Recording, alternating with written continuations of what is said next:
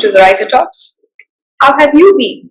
I am back from my break and joining me is Joanne Paulson, all the way from Saskatoon, Canada. Formerly a journalist, she still continues to freelance, but she is a writer specializing in mystery fiction genre. Rather than adhering to a commonly held belief of sifting out fact from fiction, she has creatively fused the two, fact with fiction, particularly in her immensely popular Adam and Grace series, the sizzling pair who feature in her page turners. In fact, Jo believes that every mystery can and perhaps should also be a love story. One of her novels, Broken Through, won the Best Mystery in the Indie Originals Literature Competition. Jo has been a writer all her life, as a journalist, editor, blogger. After 5 books in the Adam and Grace series, she is now working on her 6th, the Maddox Verdict. In today's episode, we discuss her most recent novel, 200 Bones, her writing process, her fascination with crime, and her favorite writers. But before we dive in and listen to her, I would like to thank you, my subscribers, for your continued support and urge you to get more people on board so that we can continue our literary engagements with brilliant writers from across the world. Please do like, share, and subscribe to the Writer Talks. I do hope you enjoy watching me talk to the very charming, fascinating Canadian novelist, Joanne Paulson. Until next time, stay inspired, read voraciously, and smile. Ahoy! Ahoy! Welcome to the Writer Talks. Joining me all the way from Saskatoon, Canada is Joanne Paulson. Ahoy, Joanne. Welcome to the Hello, Writer. how are you? Call me Joe. Everybody does. Oh, that's lovely. One of my good friends is also called Joe, and it brings back fond memories. Oh, good. That's good. Yeah, it's just easier. Yeah. Absolutely, absolutely. All right, so I should call you Joe. Now, a former journalist and a specialist in mystery fiction writing. How beautifully the two have dovetailed.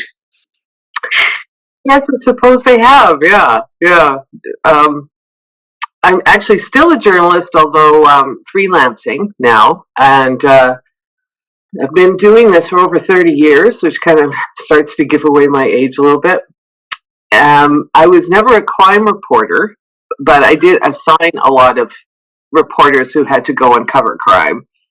And over the years, I was fascinated by the crime reporting. I was more of a specialist in arts, business, and general reporting. But those aren't as interesting in crime fiction, of course. So one of my editors is a crime reporter. And I find that very helpful when I blow it on a point of procedure, But yes, journalism has profoundly affected my fiction. There's no doubt about it. Right. Tell me something about Saskatoon. Where exactly is that? How is it living in Saskatoon? Saskatoon is it is about 335,000 people, I think, in the census area, which sort of is city proper and then some satellite communities around it. It is in the middle of farm country in Canada on the prairies, and it is a beautiful place. It has a lovely river winding through it, and the riverbanks have long been protected. So you have just endless miles of walking trails and parks along the river. It is home to a large, by our standards in Canada, a fairly large university, which really drives a lot of the city's profile, maybe is a good way of putting it. We have an infectious disease organization here that's working on a COVID vaccine. We have an awful lot of agricultural research going on here and so on. It's a very good university, and I think it, yes, I suppose profile is the way to put it. And I love it here. I've lived here almost all my life.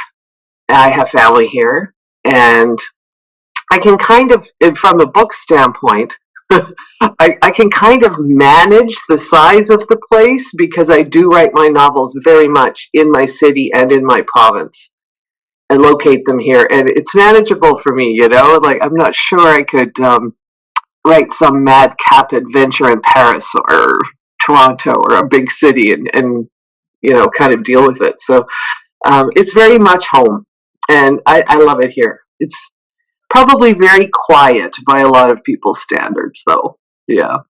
Wow, it sounds so perfect. You painted such a lovely picture of the place. It can be very cold, though. The summers are usually lovely. This year has been much too hot. For like by our standards, it's been very hot and has been very hard on our animals and our crops from a farming standpoint. The winters are terrible, though. They're long and cold. We have true continental climate happening here, but Right. it has its advantages too, though. The cold winters keep down things like pests, for example, and you get used to it. You can dress for it. You can go skiing. Right, fair enough. Fair enough. Now, while reading up about you, I came across this very interesting statement that you made, and I'm quoting you here. A mystery can and perhaps should be a love story.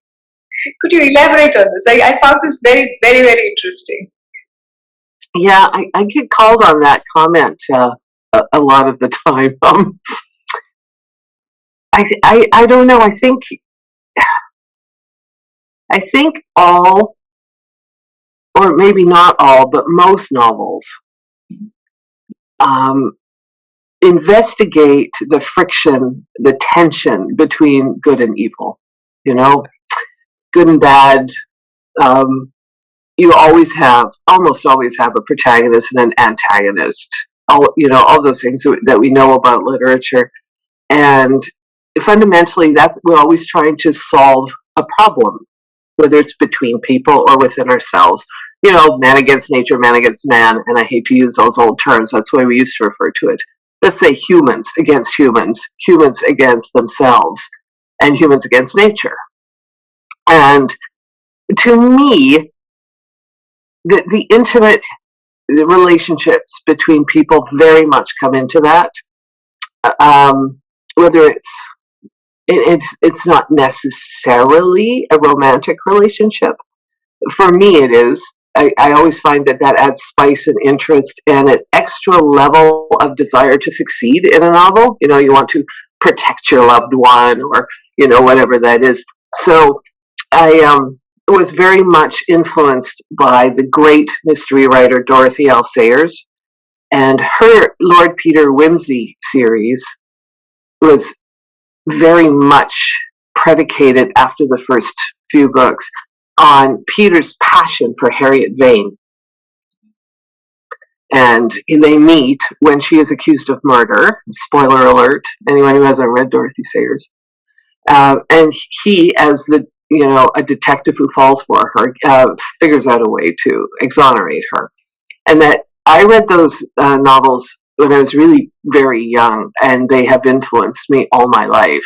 And I always wanted, in my idealistic girly vision of life, I always wanted someone to love me like that, the way Peter loved Harriet, right? And I also thought it really brought a lot of extra spice to the novels. So those combination of those things makes me feel that a mystery story should also be a love story. And this is ridiculous, right? You have to market your books if there's a romantic suspense with that word romance in it. And I have to do that on Amazon when I'm putting in my keywords and telling people what kind of a book it is. But I don't refer to them as romantic suspense. I call them mystery and love, because love to me is a different thing. Love is a more profound thing, and love endures. Romance does not necessarily.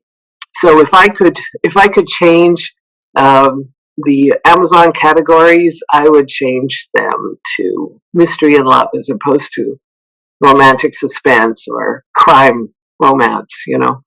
That's a different thing for me.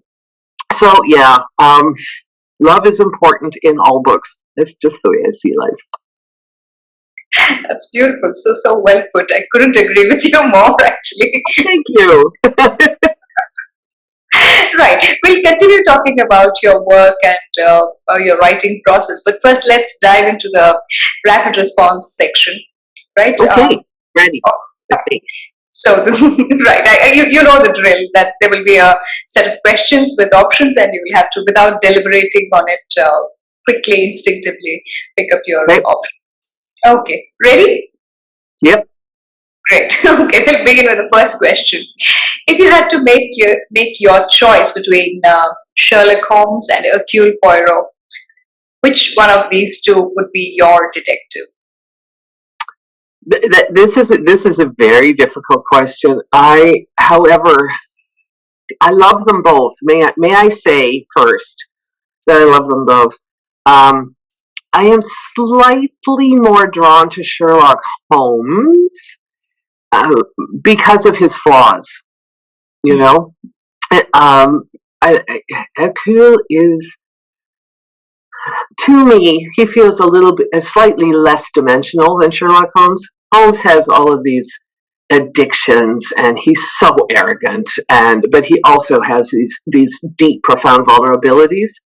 Um, that I'm slightly more drawn to Sherlock, and then the other element there is that I can't think Sherlock without thinking Watson. And if I may go back to what I yes, if I may go back to what I just said about love and partnership and enduring relationships, I see that in Sherlock and Watson. It is not, ostensibly a romantic relationship, but it is a profound relationship, and that I've always loved that about those books. Right. So yeah, I guess it's Sherlock for the win in this one. Okay. Now, okay, let's try this one now.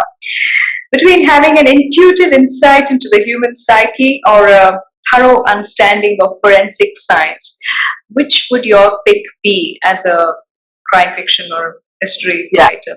absolutely the first. I, yeah, I mean that to me is what all of this is about. This whole thing is understanding the human psyche, whether it is a broken psyche, an evil psyche, a loving and warm, passionate psyche. And in the case of my detective, he is a passionate crime solver, and he is moved, he is driven, he is motivated, I guess, by helping people and trying to prevent crime, which of course is a very frustrating thing because you can't really prevent crime. You can only solve it as a police officer. And that's to me what makes him special. So the human motivation part, so the psyche part, is I think what I understand better and what I care about the most. That is not to say that the forensic elements are not important, and I spend an awful lot more time than perhaps I would like to on research in that regard. So you can balance those things, right? I think. So I get some support on the psyche side. I have a counselor with whom I consult occasionally to make sure that the motivations that I have concocted for my villains actually ring true and could actually happen. I like to write things that are very rooted in reality. I'm a journalist, right? So, psyche for the win on that one. Yep. Great, great. All right. Now, between you, your book being a bestseller or being a Booker Prize winner, which one would you opt for? Let's say you have the call and you can make the call. So, which one would you choose? This is the hardest one, right? Um, Brutal. Okay, if I absolutely had to pick, I will go with the Booker Prize winner, hoping that bestseller level sales will result from that, if that Absolutely. makes sense. Because I think it works that way more than the other way around. A Man Booker Prize winner actually lives in my city, Jan Martel, Life of Pi. Yes, and he is what a remarkable man. I had the great honor of interviewing him a couple of times around the time when Life of Pi was very, very popular. When it had come out, and yeah, sorry, I got distracted thinking about Jan Martel. Actually, He agreed to come to Saskatoon as library writer in residence before he won the Booker Prize, oh, and so he came here anyway, and he, honored his commitment, and he stayed. You know, and I wouldn't say he was not an unknown when he won the Booker, but that really, elevated the sales in his career. So yeah, I'm going with that. okay. Yeah, I think that's a wise choice because recently I read that now the long list has been announced. Several books, their sales have really, really increased, have shot through the roof. Yeah, There right. you are. Yeah. Now, between writing and traveling, if you had to do, or if you were allowed to do only one of these two things for the rest of your life, which one would you pick? Oh, absolutely writing. There's no doubt in my mind. I mean, it's what's I've made my living writing. Um, it's all I've ever done, really, except for a couple of dreadful jobs when I was a kid, I suppose. Um, I don't know what else to say about that. It's just part of me, and you can't give that up, right? Traveling is nice, but here's the other thing about traveling is that it's so uncertain these days. There was, I mean, it's been like that for a long time, and now with COVID, it's even harder to travel. So I'm happy. I'm a bit of a homebody, and I'll just stay here and write, and travel when I can, especially to see family. That aside, I guess. But there are so many places I would love to go. We had a big trip planned to Iceland and Scotland in the COVID era. My husband is a lovely mutt of many ethnic strains, and two of them are Icelandic and Scottish. And of course we had to cancel that. So I don't know when we're going to get back to it. So I mean, it's not that I don't like to travel, but I'd rather write. Yes, definitely. Right. Let's hope that you actually get to make that trip soon enough and you're rid of this COVID soon enough. Yeah, soon I hope. Right. Okay, now if I put a gun to your head, it sounds so ironical. Anyway, yeah. Free writer. Yep. Right. If I put a gun to your head and ask you to choose between Daphne du Maurier and Agatha Christie, whom would you choose? Yeah, I would choose Daphne du Maurier. It's going to sound horrible coming from the mouth of a mystery writer, but I'm actually not a huge Agatha Christie fan. That doesn't mean I don't admire and respect her work. I do very much, but I do prefer Daphne du Maurier's style, and I think her investigation into the human psyche is brilliant. And I love her style as well. So yeah, definitely 2 votes to Daphne on that one. She's just amazing, just absolutely astonishing writer. And Agatha is a very good writer. I find her work a little more, I don't want to say formulaic, that's not quite what I mean, but a bit more, maybe a bit more structured in its style, I think. Yeah. And I'm never really sure where Daphne du Maurier went. I mean, I am now, but when you read her books, you're not really sure where you're going at first. Right. Whereas I kind of get the feeling I do know where I'm going with an Agatha Christie book, more or less. I don't know the ending, but I kind of know what's right. Going to ensue. So yeah, I love the kind of pattern to it. Yeah. All right. So this should be an easy one. That's the last question. A quiet life in the countryside or living in a vibrant suburb? Where would you rather choose to live?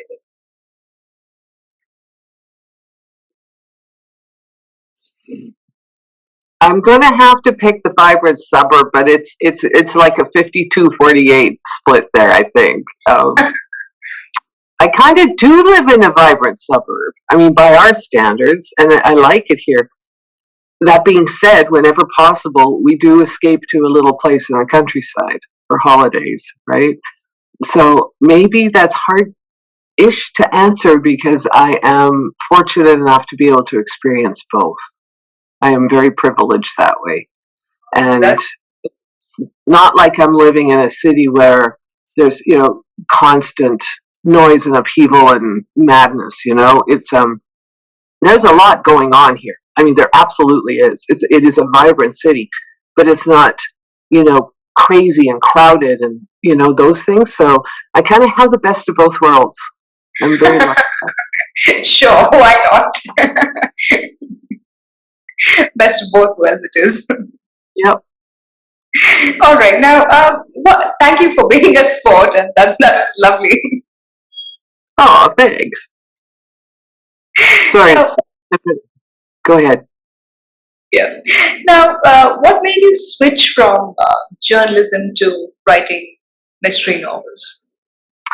That's a long, sad story, actually. I never thought I would write fiction. I thought I would only be a writer of real, I don't know, happenings, community news, that sort of thing, for my entire life. And I still am. As it turned out, I set up my own business and did some corporate work for a while.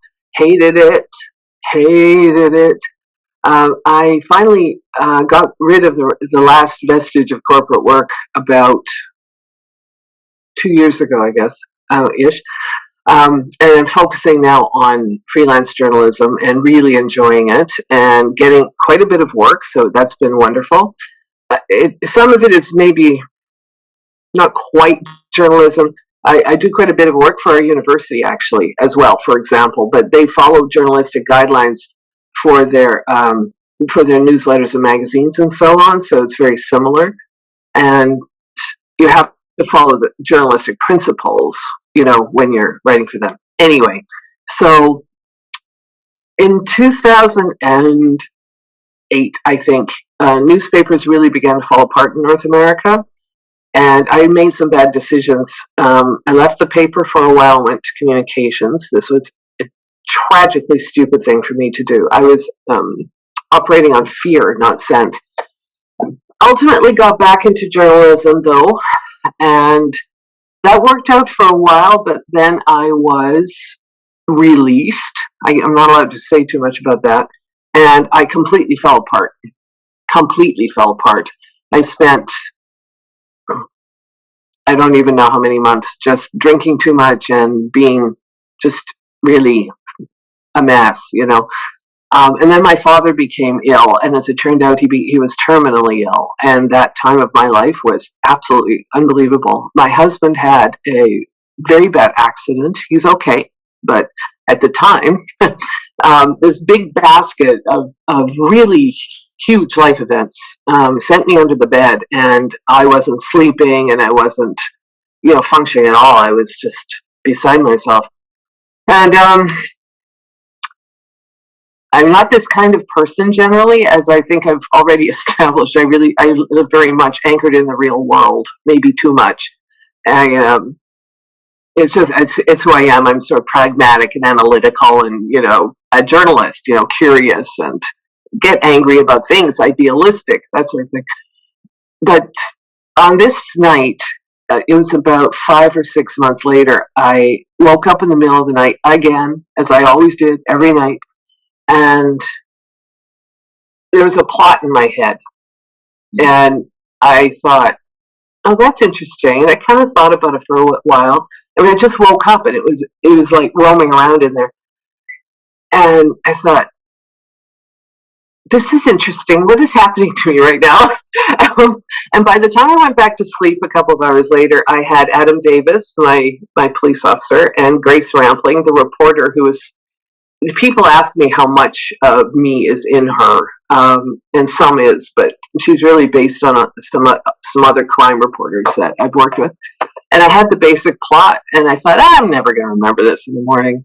But hey, it got me through the night, And I did remember it, and it took me longer than I'd hoped, partly because of the situation with my father at the time. But I wrote it, and I thought, now what am I going to do with this thing? And I just decided I was too old and I didn't have the patience to wait to attempt to find a publisher, and so I just published it. So it came out, did fairly well locally. People here have been very kind, you know. They also like reading about their own city, I think, to an extent. And a friend said, okay, that was really great, but what's your second book going to be about? And I thought, second book? What do you mean second book? And it never occurred to me that I was going to write a series. Isn't that terrible? Oh my goodness. So I wrote the second book, and then I wrote the third book, and then I wrote the fourth book, and then I wrote the fifth book.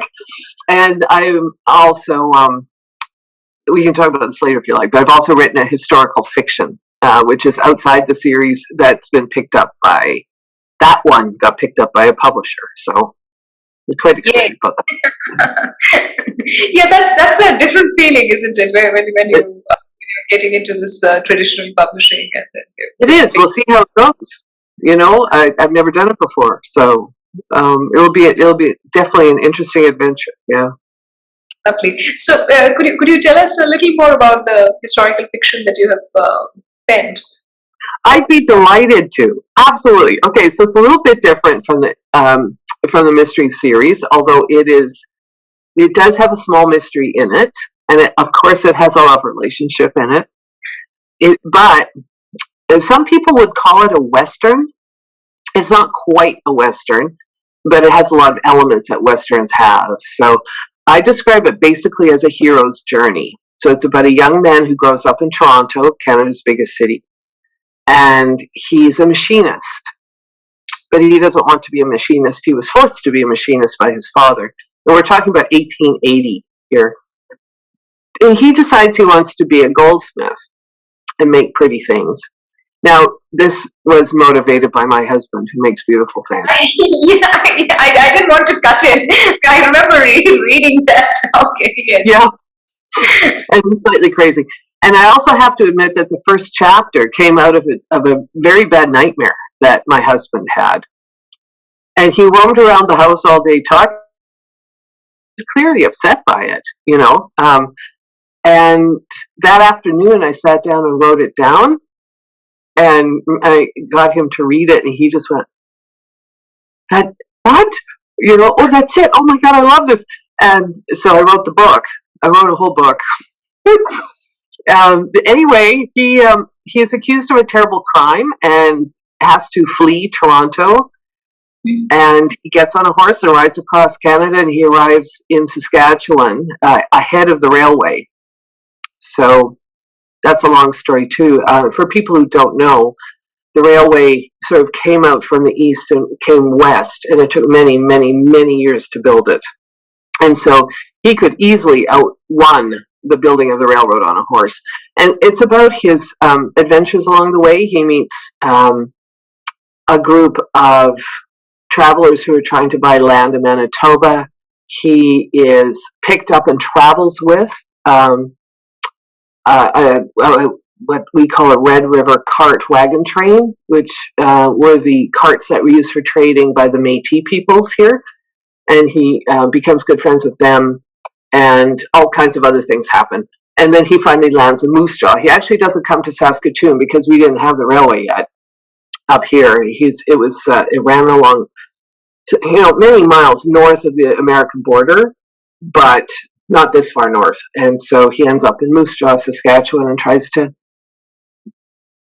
create a new life for himself. So I can't wait to see how this all turns out. I'm thinking about writing a second book, and possibly a third, but I have been too busy trying to finish my series. I have one book left in this series that I would like to write, and I've just started it. I need to do that first and sort of say to myself, that's done, and stay organized. I have to stay organized. My life is very linear, So and it's called Blood and Dust, and if all goes well, it'll be published in February. Okay. Yeah. I should look forward to that. Definitely. Thank you. That sounds very, very interesting. Now, coming back to your series, how and when did you conceive this Adam and Grace series? It was published in 2017. So it's 4 years ago, I guess, 4.5 years ago. And I think that, well, it came out of so many things. I'll have to pick a couple, I guess. The main character, Adam, is based on three men in my life. And one of them was indeed a police officer whom I knew many years ago, who was shot on the job and had PTSD as a result of it. It was really quite a bad scene. He had been shot in a much bigger city. That kind of thing didn't happen around here very much. He had terrible nightmares. He did some really outrageous things because he was just so angry all the time. Now, Adam isn't quite so angry. He's a bit more of a sympathetic character, I suppose. But PTSD is an issue that's very post-traumatic stress disorder is a very important issue to me. There's a lot of it in my family. It can have horrific consequences, and Adam. So it's a theme that runs through much of the series. Grace is a crazy, idealistic, passionate reporter, and they meet on the job. And will they fall in love or won't they at first, kind of thing. But I wanted the love relationship. I wanted them to solve crimes together, but I did not want them both to be police officers. I wanted two different perspectives going on. And then but the other thing is that I really wanted to investigate issues in society without being preachy about it. And so in each case, there's a social issue that underlies the crime. And meanwhile, Adam has to deal with his PTSD, which becomes an issue every time he encounters a gunfight or something, And Grace is often writing about the crimes that he is investigating because she's the primary crime reporter, or one of the two or three anyway. And so that creates some tension too, because there can be conflict there, right? Because they know each other intimately. So those are some of the sort of themes that kind of drive the series. So the first one is based on a real event, which involves criminal homophobia, which I'm very, very, very adamant about exposing and talking about. The second book is about murdered and missing women. It's a little hard for some people to read, I think. The third one is really about PTSD from different perspectives and how it can be caused. So there's a military element to that one. And the fourth one, Griffin's Cure, is about industrial espionage and how unfair that can be in the pharmaceutical industry when people really need good drugs and big pharma is not always willing to step up, and what the consequences are. So my last one is a novella. Those are all full-length novels.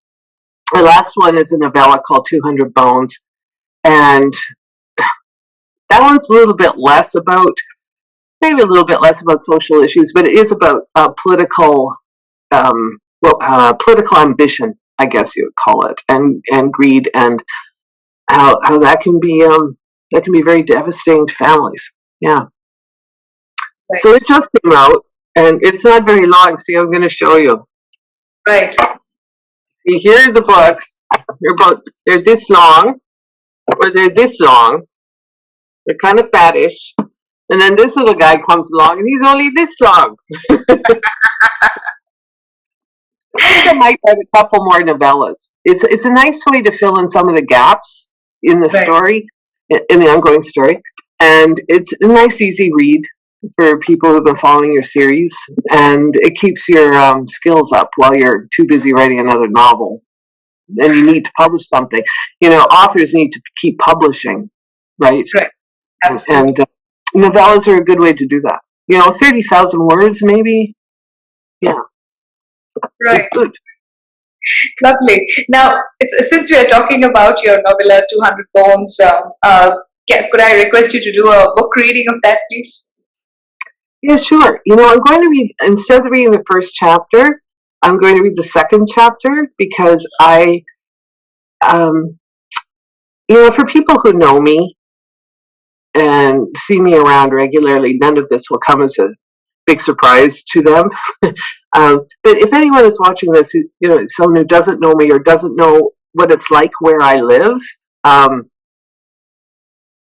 I think this gives sort of a better feeling for the environment, even though you don't exactly know what's going on. So I'll give it a go. Can you hear this? Oh, it has been so smoky here because of the forest fires. I don't know if you've heard about this, but Yes. it has been a very, very hot, very dry season in Canada, and British Columbia is basically on fire. And it's 2 provinces away. I mean, a long, long way. And yet every day we wake up to these hazy skies and sometimes smoke hanging in the air. It's awful, just awful. And I'm afraid it hasn't had a great effect on my voice. It's made everybody's got sore throats and runny eyes here. Yeah. So bear with me. See water. Big sip of water. Yeah, absolutely. You've earned it. Something happens in the first chapter. There's a car careening down a tiny road in the middle of nowhere. There's forest everywhere, and someone gets killed. And this is in 1962 in the first chapter. So this is 45 years later, approximately 45 years later. I haven't read from my book for so long, Asha. This is going to be kind of weird, because it's been COVID. There are very few options for getting out and reading to people, I'm doing my best. Big J. Griffin tightly held Hope Rampling's tiny hand. The road twisted, rose, and fell before them, bumpy with tree roots and slick from recent rain. Jay wore his most heavily treaded boots, which was saying something. If he couldn't navigate the trail in these babies, no one could. Hope's footwear, while appropriate to the conditions, couldn't compete with his woodsman's hikers. It had been his idea to sally forth on this expedition, and damned if he'd let Hope fall in the muck. Besides, Jay loved holding her hand, not to mention the rest of her. Morels sprouted everywhere in the perfect midsummer, and mushrooms were Jay's primary prey. His first fungus discovery had come the previous fall, when he finally nailed the DNA sequencing of a precious, unique inky cap that grew near his parents' farm. That bit of work catapulted him to fame, if not fortune, within the global community of plant science academics. I'm going to drop this paragraph because it relates to the previous book. So here he was, dragging Hope down a slippery road, peering into the forest for Morels. She amazed him with her willingness to plunge into the wilderness on a sticky, insect-filled day when she could be swimming in Ferguson Lake or sipping a cold drink on the cabin's front deck. He'd said so. I've been coming to this lake since I was born, she protested. I'm quite accustomed to traipsing around in the middle of nowhere looking for berries. This is no different. I don't mind a bit. Are there any berries out right now? We might find some strawberries or raspberries. I'm definitely bringing a pail. It's too early for blueberries, though. You sure you don't mind? Stop it! Let's go! Don't forget the insect repellent. What exactly are you hoping to find, if I may ask? Any mushroom will do, morels, chanterelles, if there are any. The griffin, which is the name of his mushroom that he found on the farm, showed great promise as a drug source that would reduce inflammation without gut irritation. Even more exciting to Jay was the possibility of a new antibiotic, desperately needed in a world where older bacteria fighters were no longer working. But the griffin grew in tiny numbers and had only been found in a small, strange forest of weirdly twisted trees west of the city. Jay and his team were working hard on propagating them, but it was slow going. He wanted to find other, more widely available fungi. Hope suggested heading for a section of forest north of the lake, where a small fire had burned a couple of years ago and thankfully had been quickly squelched. It offered the best possible breeding ground for morels within walking distance. Morels loved scorched soil. A steep hill loomed ahead of them as they strode down the road. Hope pulled Jay off to the side to walk through the dense brush instead of slipping and sliding on the wet slope. As they neared the lake, the road became less graveled, revealing layers of sand and goopy clay. Their eyes flicked left and right. Near the bottom of the hill, Hope gave a little whoop. Look, Jay, raspberries and strawberries. Another load. Releasing Jay's hand, she dove through the trees, dark auburn hair flying behind her, and descended upon the red-flecked bushes and runners. Jay smiled at her excitement. Are you okay here? Should I wait for you? No, keep going. It's only a few more meters. We'll be able to hear each other. If you don't see anything, come back and help me pick. I'll sing. Keep the bears away. She's just perky. Jay followed her into the bush, gently lifted her face by the chin and kissed her. Sing loudly, he said, and plunged down the road. Hope did. She had little fear of bears, but it was wise to be cautious just the same. Humming away, she picked rapidly, moving steadily into the forest. Finally, the long patch of fruit-bearing bushes ended, and she straightened, stretching her back and looking around for more edible treasures. Hope jumped at the unexpected sight of a great bulk. Not 3 meters away stood a large, rusted-out vehicle, 2 of its doors flung wide in an eternal yawn. It had clearly once been blue, but now wore various shades of dull orange and red and gray. 2 small trees grew through its interior. What was wrong with the trunk? Dented, but she took a few steps toward the vehicle and saw that the chassis was riddled with bullet holes. Hope, she heard Jay call. You're not singing. I'm okay, she yelled, and walked around to the side of the car. What had happened here, and when? Slender aspens poking through the torn upholstery, although not yet fully grown, suggested the vehicle had been there for some time. Another patch of raspberry bushes grew not far away, and resuming her singing, she wandered over, happily stripping the fruit from the thorny branches, musing about the history of the ancient car. She stepped abruptly into a small hollow, her foot sliding and ankle twisting. Flailing, she dropped her pail and landed hard on her backside. Oof! She cried. Damn, ankle! Was it broken? Sprained? Hope placed her hand on the ground, hoping to lift herself out of the muddy hollow. It made contact with something hard, something oddly shaped, something quite large. Not a rock, she thought. She swung her head around and peered down at an ivory blade, a bone. Human or animal? She couldn't say. Was that too long? Yeah, gripping, absolutely gripping. I remember reading the second chapter from 200 Bones, and this exact same line was what I actually wanted to draw your attention to. This cliffhanger moment, the discovery of the bone, human or animal, she couldn't say. It's such a simple sentence, so deceptively simple, I felt, but it's so intense. The moment thank you. Intense. And the imagery is so riveting. Thank you so much. I felt kind of badly when you read it. You think, oh my God, are people hanging in there with the berry picking and the mushroom picking, and oh my God, how dull. But I had to set up the scene and get her into the woods far enough so that she could find this old grave, right? Absolutely, and then 45 years after a murder, amazing. Yeah, and it really could have happened. It's amazing what you find up there. So this car, this was motivated by us actually stumbling on this car in the forest. There really is a beaten up old Fleetline car from somewhere. It was probably built in like 58 or 59. That was abandoned there, and does indeed have an aspen tree growing through it, and actually does have bullet holes in the trunk. And my husband and I found this thing, and we went, what happened? Like, why is this car here 45 at least years later? And so that's when my brain started going, and I thought, okay, let's make something up, So I did. But it is amazing how often you do find bones.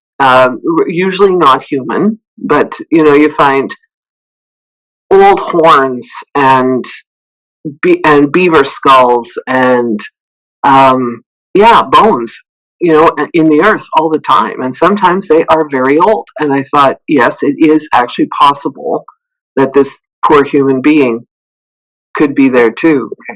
So hence the mystery. Yeah. Yeah, it actually brought back memories from from a TV show that I used to watch as a child in the way back in the 90s. Actually, the X Files. I don't know if you watched that. It brought back a scene from that, and that, I mean, really, like, it is so invigorating. Okay, that's good to hear. Excellent. I would really like to be remind people of the X Files. Actually, that would be good.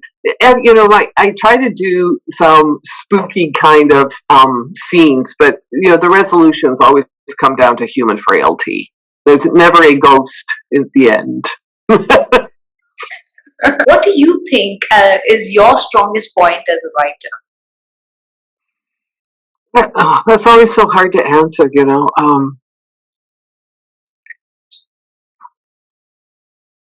And you get different feedback. At one point I would have said it was dialogue. And sometimes I still feel like that sometimes. That I feel that my dialogue does create a fairly clear picture of the speaker, of the characters. Some people say, and they're probably right, actually, that I use dialogue far too much, which is a bit of a downfall. So I think the dialogue is good, but there's too much of it. And I'm wrestling with that right now. As I write book 6, oh my goodness, there's just way too much dialogue in it. I always do police interviews in a full dialogue format between the police officer and the suspect or the witness. And so there's a lot of it there as well, but I can't seem to stop doing that. I just find it's more interesting to see how the person reacts to the questioning instead of describing it,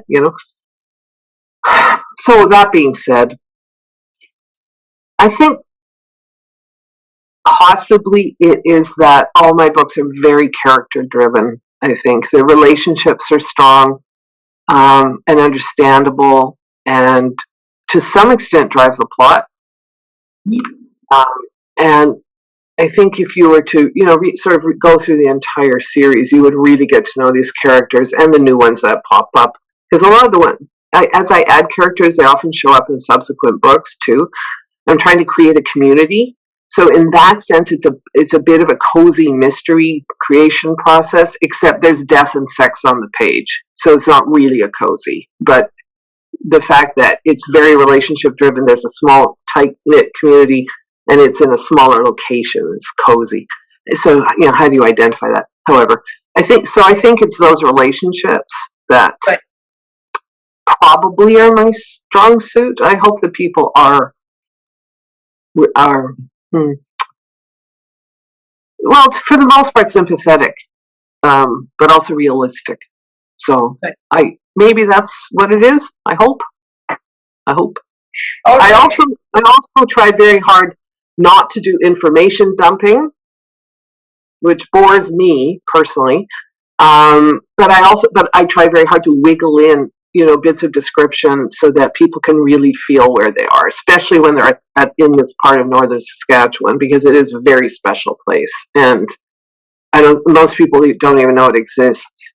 They see us all as vast, tracts of wheatland, and we have these beautiful lakes and forests as well. And I try to evoke that, sneak it in, as I go. So no information dumps in my books. That's lovely, and it adds allure, isn't it? And it also helps you set the mood, I suppose. Yeah, you're trying to set the mood and really locate people without boring them to death, right? So, I live in horror of boring people. This is the worst thing. So I try really hard to avoid that. Now, have you had an opportunity to actually watch and interact and work with a detective or one of these agents who uncover murders and things like that? I haven't done a ride along, although I would very much like to do that. I get a lot of help from the court reporter who is really up on police procedure and that type of thing. But I haven't done that yet, and I had kind of started the process to set that up, although probably a bit late. It would have been kind of between Fire Lake and Griffin's Cure, I guess. So book 3 and book 4. And then, a lot of things happened, and then COVID happened. And the police officers, I don't know about anywhere else, but my goodness, they are run ragged here. COVID has come with all kinds of other issues too, like increase in drug use, for example. The police are just swamped, and they're not going to want some potential COVID carrying person in the car with them either. But I'm hoping to do that one day. I'm also a very chicken human being, very, very nervous about that type of thing. So, but I watch their press releases and I've talked to them and so on. So I'm hoping that it gets me far enough down the road of reality. Yeah. Fair enough. Now, what kind of preparation do you actually undertake before you start writing your novels? Yeah, I'm sort of I'm one of those people who sits on the line between plotting and pantsing, as they say, and the very first thing is that the nugget of the social issue that I am tackling has to be very firm in my mind, and my message has to be very firm in my mind, and then the device. So these are all murder mysteries. So who dies, how and why, and how does that relate to the social issue at hand? Once I have those things, then I start to form the characters, particularly the victim. The victim's personality, although you never meet them in my novels, they're already dead, is crucial and has to come out and create sympathy, or why would we care that this person died, right? We need to care that this person died. Right. And we need to care why he died, or she, as well. So that's next. And then I need a good villain, but to me, the victim is number one. And the victim informs who the villain is to me when I'm, concocting this sort of thing. So once I've done all of that, especially with Griffin's Cure, the one about industrial espionage, I did an unbelievable amount of research, both into the mushroom and how it could have become a unique piece of fungi, and also into big pharma. And that took a long, long, long time. I am sure I spent more time on research than I did on writing that one particularly. So then the research comes in. 200 bones. The historical fiction, Blood and Dust. That took probably more, like way more time and research, because I had to dive into the past, and I didn't live in the 1880s. And how many people lived in Moose Jaw? Was there a hotel? Was there a bank? Was there a police station? The answer to all of those is yes, no, and no. So you have no police officer. How do you handle things? Stuff like that. So then some of the research comes, and then I start writing. And then you have to do it as you go along too, because every time you get to a chat, you get to a scene, you think, I have to look that up now too, and incorporate it. So once I have all that done, then I start pantsing, because I don't know exactly how the conversation is going to go. That's the stuff that just flows. That's the easy part, because once you got grip on your characters, you can express them in dialogue, right? Fair enough. Now, having said that, how long do you take to finish your novels, generally? So the first one was about a year, but it was my first go at it, Yeah, okay. We're closing in on a year per novel. I'm trying to get that down to 8 months. Yeah. It goes through multiple people then. It goes through multiple areas. Yeah. That's interesting. Yeah. Nobody's perfect. There's just no such thing. I think every author needs to consider at least 2 editors, and hopefully a group of beta readers as well.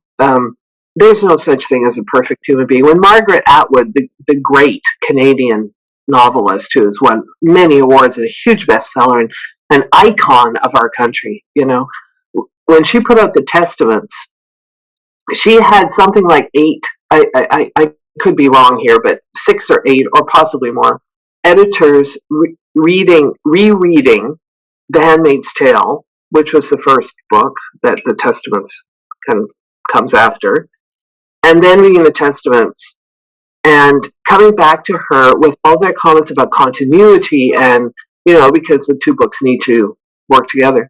And if Margaret Atwood feels that it is important to have editors, then all the rest of us should definitely consider doing that too, right? So, yeah, it's super important to have somebody else's eyes on it, and preferably several people. It's just, most of us can't really afford to have 6 or 8 international editors looking at our books, but we need to do the best we can. Absolutely, absolutely. And when do you normally write? Are you a morning person, or do you prefer to write at night? I am not a morning person. Nope. Well, to be honest, I am busy enough in my career still that most writing does occur on weekends. I am trying. My husband and I are both trying to reduce our workloads a little bit, certainly in the coming year. To do some stuff that we really want to do, instead of just always have to do, I suppose. We both love our work, but there comes a point when you want to do a little bit more of your own stuff, so to speak. And I'm really hoping to go to a 4-day work week and then write novels, basically 1 day a week and the weekends. And sometimes I'm lucky and I finish my work early enough, and then I will write late in the afternoons until my husband comes home from work, because I do work mostly from home. Right. So, but yeah, no, I am not. I cannot write a word first thing in the morning. No, the brain's going, but the fingers aren't working yet. I don't know how people do that. I have a friend. She's doing incredibly well. She's unbelievable, fantastic author. She writes. She has written a long series of paranormal mysteries, and they're about ghosts, but they feel so real. Like, it's just astonishing. It doesn't feel like she's made up ghosts. It's just it's an incredible series. She gets up. She's a reporter too, actually, in a different city, and she gets up every morning at 5 and writes for 2.5 hours before she goes to court. For the love of, it's just I just don't know how she does it. Some people can, but I can't. Right. Yeah, that's something unique, actually. So some morning. Funnily, I transitioned to becoming a morning person now. I used to be an owl. I used to be a night owl. I still cannot go to bed before midnight, but then I love mornings now, and I prefer to write in the mornings. Okay, well, I'll have to try to learn that, because it really would be useful to get some work done first thing in the morning. But now I'd like to get up and have a cup of coffee and read the newspaper and kind of putz around for a while, But maybe it's time to change that, so I can finish a book in under a year. Right, but yeah, probably then it would be under a year. Yeah. All right. Now, another fascinating aspect is your website. I completely fell in love with that. I think I told you that previously. It's not only beautifully designed, but it's so easy to navigate. I found it tremendously easy to navigate through that. And the animation that you put up of Adam's Witness, it's really gripping. It actually sets the mood and sets the pace for diving into it. Now, how involved were you in the creation of this website? I did it myself on Wix. It was probably the 15th iteration, but I finally got it to work. You have to decide where you're going to spend your money as an author and where you're not. You have to make some hard decisions. I tried very hard to get a couple of websites designed and didn't like them at all. And they were going to cost me a lot of money. I mean, I didn't go through the whole process, but kind of had, mock-ups done and stuff, and it didn't work for me. I spent about a year learning Wix. I'm not at techy kind of person, so it probably took me a lot longer than it would someone else. I probably designed, I bet, easily 15 websites. I was never happy with any of them.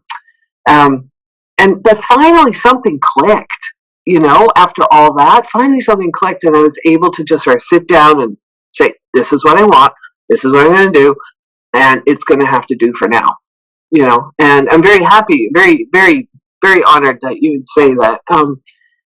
It works fairly well. I find it very easy to load stuff up there, and it doesn't take me very long anymore, and it's great. I can take zero credit for that amazing animation. It was done by an author called Ross Young, who was living in Britain at the time. I think he's in France now. Lovely man, and he doesn't do that very often anymore. He's got, he's moved on to do some different things.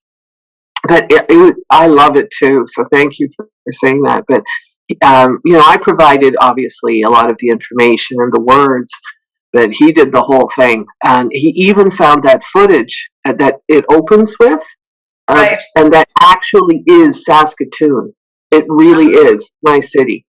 I thought, how did you do that? He's a genius, So yeah, I love it too. It's a bit outdated because I've changed my covers. It used to be like the one there, but now they're a bit more poppy than they were. Of course, they change left or right. And it's also been a great place to, I don't do what you do, Asha, but I do interview other mystery and crime novelists and do little blogs about them. And I'm not getting a lot of, what do you call them, website visits, but I'm getting some, and I know for a fact that one of the authors sold several books after I ran his blog. I was just absolutely thrilled. It's not like he's, they're not selling 100, 200, 300 books based on my blog, but someone bought his books because they saw this article that I ran, and I was just thrilled, I was just thrilled. So it hasn't gone viral yet, and probably never will, but it does get me some attention. It does get some other authors' attention, and that's what we're all striving for here, to support each other, right? Absolutely. That's beautiful, and it's always such a rewarding feeling. I completely understand what you're saying. It is, isn't it? It is. I'm sure you do. You're doing the same thing, and it's just. It really strikes a chord. Yeah. And one day we're all going to be rich and famous. Amen to that. Now, how involved were you in the cover design of the latest one, the 200 Bones? Again, that the cover there is splendid as well. Yeah, boy, I tell you, this cover design has driven me crazy. So I chose this cover design first and did a lot of mucking around with it and sent it off to Amazon, and it prints like a dog. It is awful. It is just dark and it's grim. It's just terrible.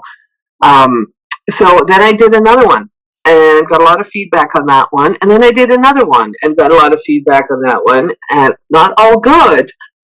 So I'm now on my fourth iteration of the cover of 200 Bones, and I think it works. I think it finally works. And I think it's going to print quite well. It's going to be dark around the sides, so it's got a nice green, bright center on it, and I don't even have a copy yet. That's how recently I did it. It's on its way, but it won't get here until September 1st, so I can't show it to you.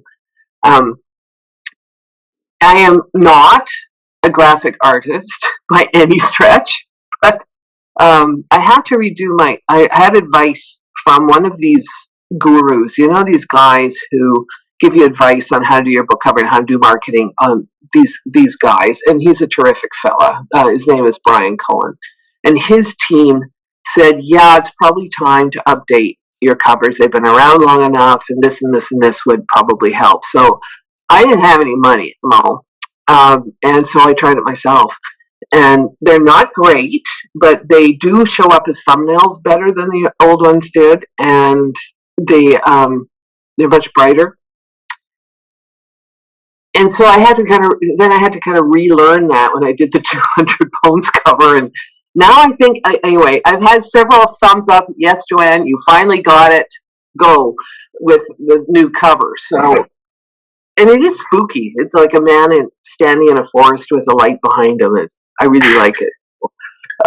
Hopefully that one will do the trick, because this printed like dirt, like just terrible. You can't see what's going on, you know. And I'm so disappointed. But printing at Amazon is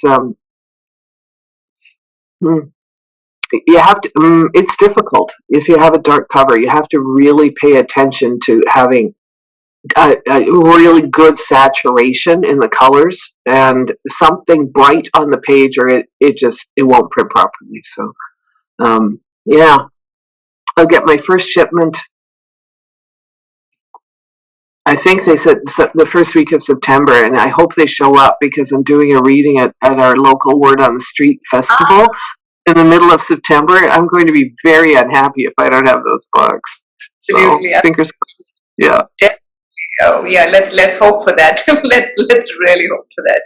Big fingers crossed. Yeah. True. Now, who is your most trusted critic?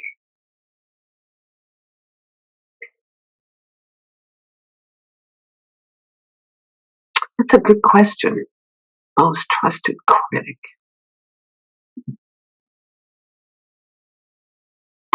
Well, I would say it is probably one of my best friends, who always serves as one of my beta readers.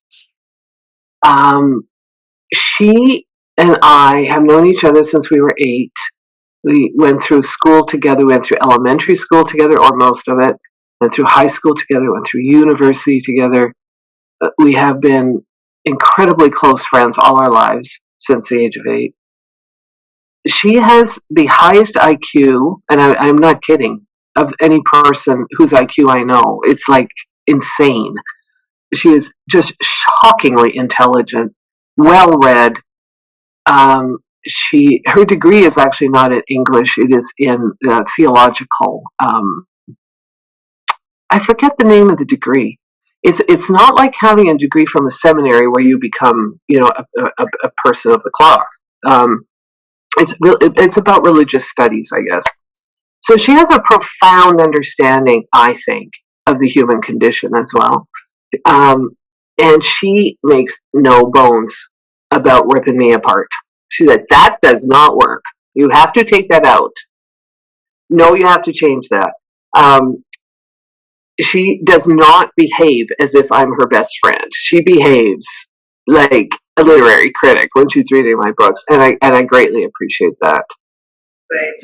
And it seems kind of crazy. Normally, one would not rely on a friend, because they will be kinder to you. Not this one. And so I think she is probably my best critic. That's lovely. Okay, now what has been more challenging to you, writing and editing, or publishing and marketing? Marketing is the hardest thing on earth. The hardest thing. It's ridiculous. It's a big world out there. There are, I don't know, 100,000 books just published on Amazon. I have no idea. It's got to be at least that every year, Right. And that's just Amazon. Although granted, the vast majority end up there, but without publishers, those of us who are independent, how do you break through that clamor? It is crazy out there, and I'm going to say something that I hope people do not take the wrong way, because there are a lot of good books out there, and a lot of them are written by independent authors. There's also a lot of dreck, and I think that people are sometimes afraid they're going to get stuck with the dreck when they're looking for the good stuff, and they only, seek the traditionally published works. So I think that's a problem. Now, that in no way, I hope nobody takes that as me saying that independent authors aren't fantastic. They are. but there is a segment of people who are doing terrible things, like they think they can publish anything and wade in there because they have some fantastic marketing ploy or something, and it works, and then they make the rest of us look bad. That's the sort of thing I'm talking about. And it is brutal out there. So my marketing, and it's expensive if you're going to do it right. You need to advertise, right? And not all of us have pockets that deep. So that's absolutely by miles the hardest thing. I mean, I can write. I'm a writer. It is hard work. Don't get me wrong. It's still blood, sweat, and tears. But at the end of a year, I know I'm going to have a product that is publishable. It may not be the best book in the world, but it is by miles not the worst. It is readable. It may not be everybody's cup of tea, but it is a professional product. Again, I'm not being self-aggrandizing, or at least I hope I don't sound self-aggrandizing. This is what I do for a living. The books are okay, right? The marketing is brutal. And I think a lot of independent authors, if they were honest, would say the same thing. My book is good. It may not be the greatest book on earth, but it's good and it deserves to be read. How do I find my audience? Right, absolutely. Right? So I do a lot of promos. Absolutely. Yeah, it's very hard to market. You're right. As a writer, I think that comes naturally to you, and it's the easiest thing to do. But whereas marketing is, it's something that you have to learn and practice and constantly be out there on that, pushing it, and it's not your forte. It is, and it's exhausting too. The last question, as I said, has there been a murder or a crime that has particularly caught your attention? Something that has not been resolved? Yeah, there are a few, but I used one of them. Shocked me. It was not solved, and it's the basis for my second book. So, in one of the neighborhoods in Saskatoon that is maybe like not affluent, but it's also not a terrible neighborhood. A friend of mine lived next door to a woman who was having a real struggle with her boyfriend, and he would show up and yell and scream and drink too much, and it really devolved into a nasty relationship. And then she was found dead in her basement. And they immediately called the police, as did the woman's children, who were already I don't know how old they would have been, but they would have been, sentient adults, 18 and up, whatever. And never heard about it in the news. It was never solved for sure, if indeed the police did investigate. But everybody thought she had been murdered. She had they said she had fallen down the stairs and had a head injury, I think, but nobody believed that. So I don't actually know what happened to this poor woman. But I knew a lot about the circumstances and how the neighborhood responded and all of these things. And that profoundly affected me, and is the basis for Broken Through, my second book. There are, I hope that Broken Through is also an examination of how society does not help. So I'm not saying anything about, that men are not sometimes targeted, or, people of different races and so on. This is a very specific examination of how marginalized women and girls, or women and girls who are marginalized simply because they come from somewhere else and they're alone somewhere and have not built a community yet, how they are taken advantage of, and how that can sometimes have extreme consequences.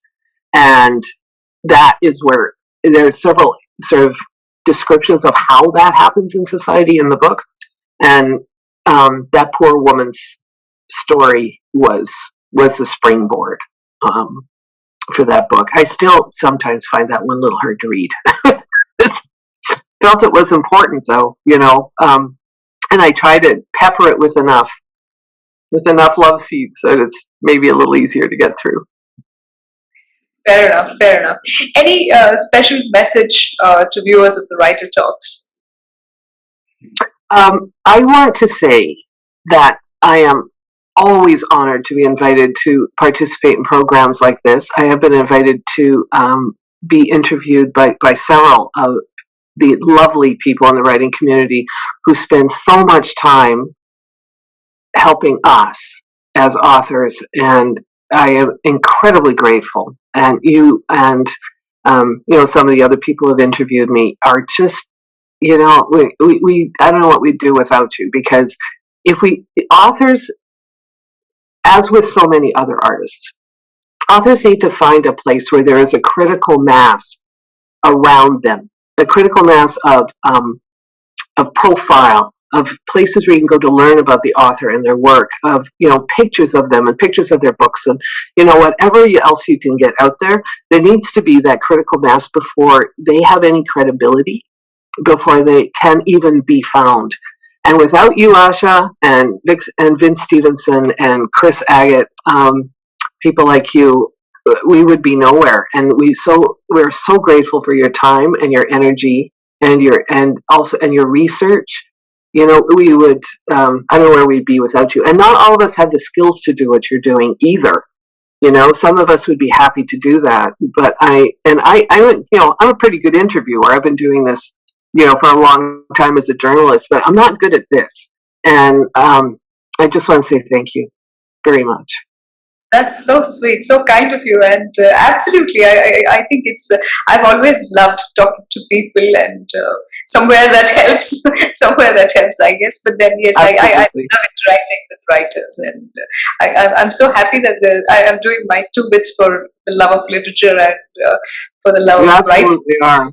You absolutely are. Thank you so much. And I will definitely go and watch the others. I've seen 1 or 2, and I will watch the others. Thank you for that, and thank you for your time, and all the best with the Maddox Verdict. You're working Thank you. Yes. Yeah, I hope to get that done by Christmas, maybe. We'll see. I don't know. Right. Awesome. Thank you so much, Asha. And thank you for being on the Writer Talks. Ahoy. Thank you. Bye-bye.